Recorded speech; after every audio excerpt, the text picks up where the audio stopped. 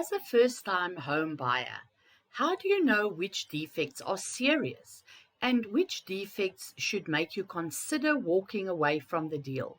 It's very difficult to know if you've never owned a property before. There are 4 defects which are expensive to repair. The first one is damp. In my opinion, the biggest problem in South African houses today. Cracks.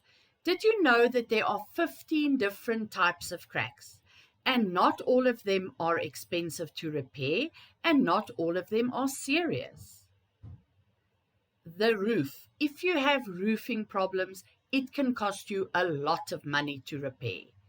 And lastly, the one that most people forget, stormwater.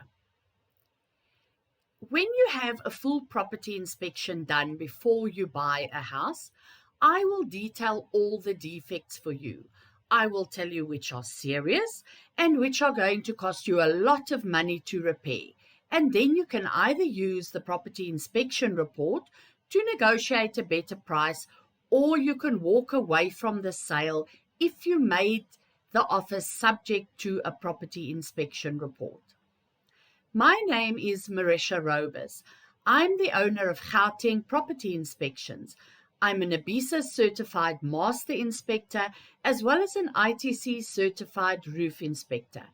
I have more than 12 years construction experience and 8 years inspection experience, and I will be able to tell you exactly which defects are serious and which ones are just cosmetic. Damp is the biggest problem in South African houses, in my opinion. And it is something that really makes me cross because it is due to a construction error by incompetent builders who do not know how to build, and they do not build according to national building regulations and NHBRC guidelines. When the paint has peeled on a wall like this and the plaster is starting to debond, please know that it is going to cost you a lot of money to repair. I'm sure that in your search for a new house, you have seen numerous houses that look like this.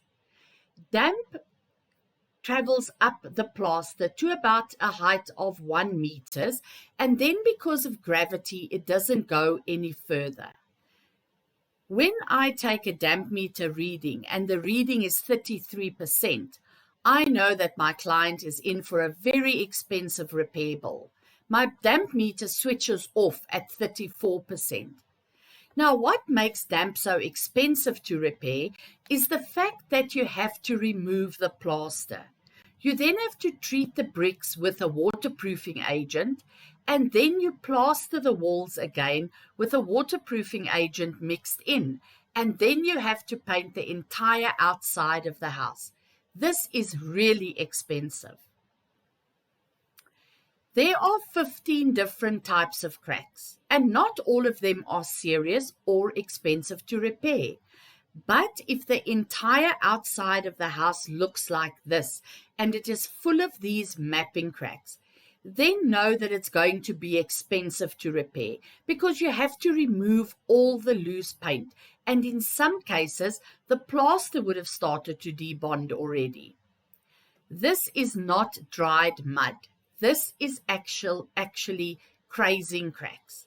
And in this case, you have to remove the plaster. These cracks formed because an incompetent builder did not create movement joints at the roof slab. And then the homeowner left the cracks for too long and they turned black because of water ingress. Now it's going to be expensive to repair. This is a structural crack. It is very serious and you have to underpin the foundations. Do not let anybody tell you that this crack is not serious. Another pretty structural crack, but this one has also got a rotten roof sprocket, which is the end of the roof truss. These two combined are very expensive to repair. This is why it's important that you must climb on top of a roof. This roof was totally covered with leaves and debris, and the sheets underneath them were totally rusted through. This is a big bill to now have to replace the sheets. Do you climb into the roof and look at the roof trusses when you want to buy a house? I do. And if I see something like this, I know it is a big repair bill coming for my client. But most of all, it is very dangerous. That piece of timber that is pulled out of the nail plate is called a king post, and it is the main piece of timber on a roof truss. This is very, very serious and very dangerous. This poor sprocket has not been treated in the last 10 years. It now has to be replaced. If only the seller did maintenance, this would have not happened. Just to give you an idea, if you treat the sprockets and branding, which is the exposed roof timber on a house, on a normal 3-bedroom house, it will cost you in the region of 4,500 to 5,500 rand. To replace only 40% of rotten sprockets, such as this one, will cost you in the region of 60,000 rand. Please have a look at the roof when you view a property. Flat roofs are only a problem if the waterproofing is not maintained, and weeds and trees must not be allowed to grow on flat roofs.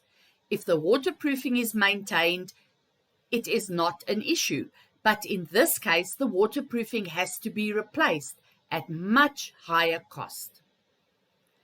Most people only consider stormwater when their property has flooded. Make sure that there are enough weep holes to allow the stormwater to drain away freely.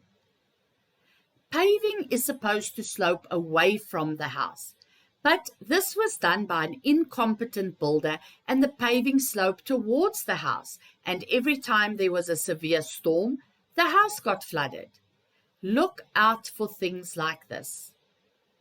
I believe that you will benefit from my knowledge and experience, and I will point out the defects that are serious to you and that could cost you a lot of money.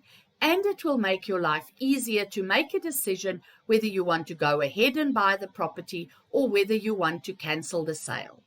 Book your inspection today at gautenginspect.co.za. Thank you.